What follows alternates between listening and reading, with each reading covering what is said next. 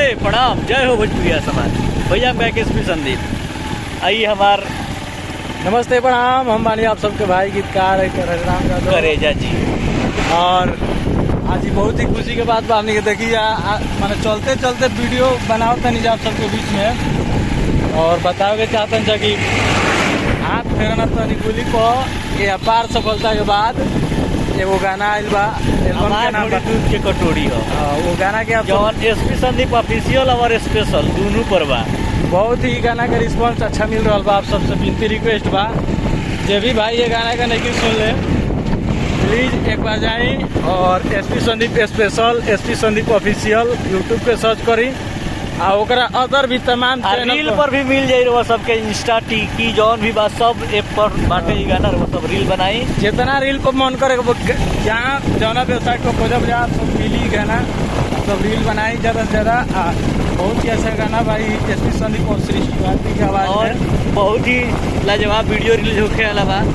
यही गाना के वीडियो भी शूट हो गई बा आप सबके बीच बहुत जल्द होली बात के वीडियो के आप सबके पेश करब जा और सोचनी जा कि मतलब होली बा काल 8 तारीख के ठीक 8 तारीख को तमाम बहुत सारा गाना बा जौन आवे वाला बा सबके बीच में। और एगो और बा कि झूला के ना वो बताओ कि नहीं चुपचाप रही ठीक ना रवा सब लाके एकदम मनोरंजन करी दबा के एकदम साफ। मान लीजिए गोली बाजा लोगों को बाजे के चाहिए सब गाना। सिचुएशन एवरा कितना खराब बा कि जब तक रिलीज नहीं के हो जात तब तक गाना के बतावला ने गुनाह का है सही बात बा।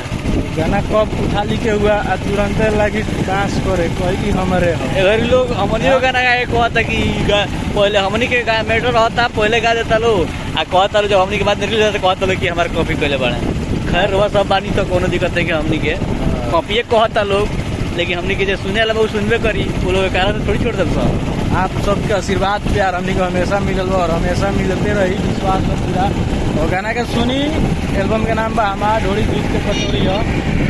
गाना भी जौन फेसबुक पेज पर यूट्यूब चैनल पर देख रहा बानी ये वीडियो के सब्सक्राइब कर दे। ये अगर यूट्यूब पर देखता नहीं तो राइटर हरराम ऑफिशियल के सब्सक्राइब करी और पेज पर देखता नहीं एसपी संदीप स्पेशल पेज के सब्सक्राइब करी बेल आइकन करी राइटर हरराम आईडी के भी फॉलो कर ली। अगर राइटर हरराम आईडी से देखा फेसबुक आईडी से तो यहाँ से भी फॉलो कर ली। सब ढोड़ी खाली ढोड़ी हमार ढोड़ी दूध के कटोरी रील बनाई सब एकदम मजा ली खूब मस्ती देखिए आप सब